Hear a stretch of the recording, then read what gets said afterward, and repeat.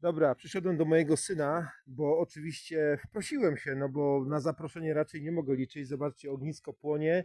Ciekawe, czy jakieś kiełbaski, szaszłyczki będą. Mój synu, ja przyszedłem, bo ludzie się dopytują, czy już zrobiłeś te rozetki, czy nie. Jesteś poważny, przychodzisz tutaj mi przypominać, zrobiłeś mi wstyd na cały świat, a przynajmniej na całą Polskę.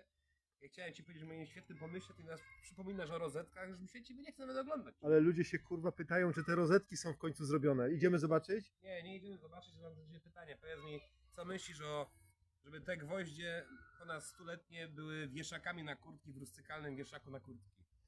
Kurwa, genialny pomysł. Takie genialne gwoździe, zobacz.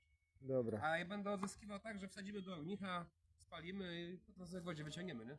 Kurwa, przecież nie wolno. Co ty gadasz, że nie wolno? Nie można, a wolno. Nie wolno, tylko szybko. No, to szybko trzeba zrobić, tak żeby nie widział. Na razie. Jakaś kiełbasa będzie na grilla? Będzie, ale obróć. Nara.